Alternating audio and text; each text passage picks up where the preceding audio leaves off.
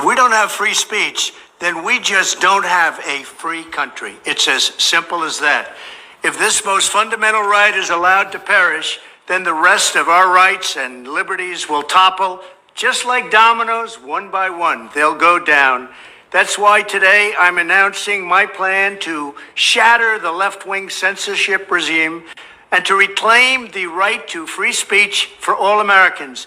And reclaim is a very important word in this case because they've taken it away. In recent weeks, bombshell reports have confirmed that a sinister group of deep state bureaucrats, Silicon Valley tyrants, left-wing activists, and depraved corporate news media have been conspiring to manipulate and silence the American people.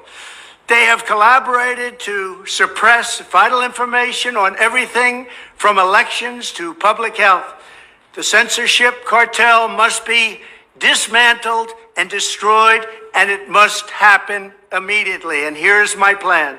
First, within hours of my inauguration, I will sign an executive order banning any federal department or agency from colluding with any organization, business, or person to censor, limit, categorize, or impede the lawful speech of American citizens.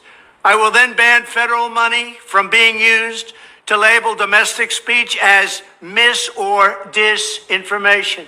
And I will begin the process of identifying and firing every federal bureaucrat who has engaged in domestic censorship, directly or indirectly, whether they are the Department of Homeland Security, the Department of Health, Human Services, the FBI, the DOJ, no matter who they are. Second, I will order the Department of Justice to investigate all parties involved in the new online censorship regime, which is absolutely destructive and terrible, and to aggressively prosecute any and all crimes identified.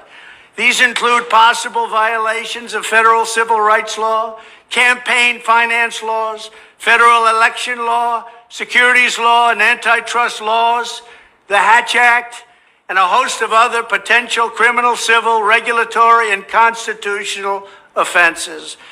To assist in these efforts, I am urging House Republicans to immediately send preservation letters, and we have to do this right now, to the Biden administration, the Biden campaign, and every Silicon Valley tech giant, ordering them not to destroy evidence of censorship. Third, upon my inauguration as president, I will ask Congress to send a bill to my desk revising Section 230 to get big online platforms out of censorship business. From now on, digital platforms should only qualify for immunity protection under Section 230 if they meet high standards of neutrality, transparency, fairness, and non-discrimination. We should require these platforms to increase their efforts to take down unlawful content such as child exploitation and promoting terrorism, while dramatically curtailing their power to arbitrarily restrict lawful speech. Fourth, we need to break up the entire toxic censorship industry that has arisen under the false guise of tackling so-called mis- and disinformation. The federal government should immediately stop funding all nonprofits and academic programs that support this authoritarian project.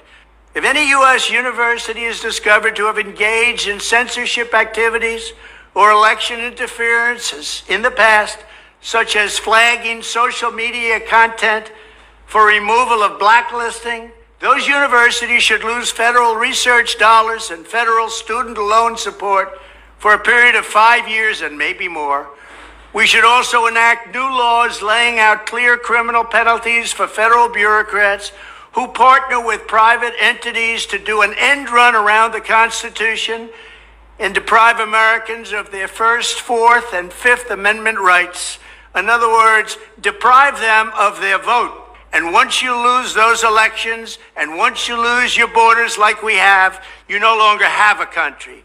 Furthermore, to confront the problems of major platforms being infiltrated by legions of former deep staters and intelligence officials, there should be a 7-year cooling off period before any employee of the FBI, CIA, NSA, DNI, DHS, or DOD is allowed to take a job at a company possessing vast quantities of U.S. user data.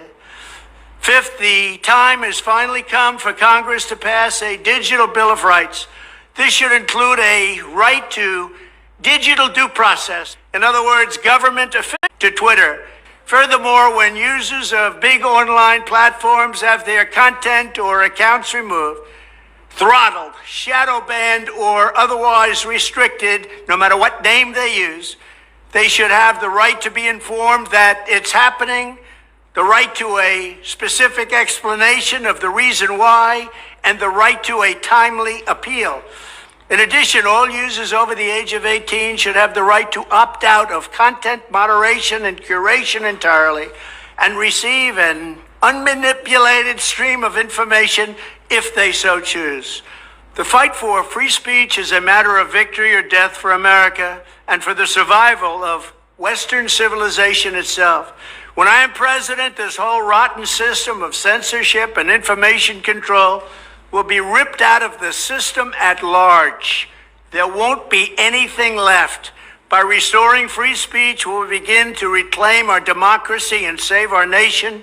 Thank you, and God bless America.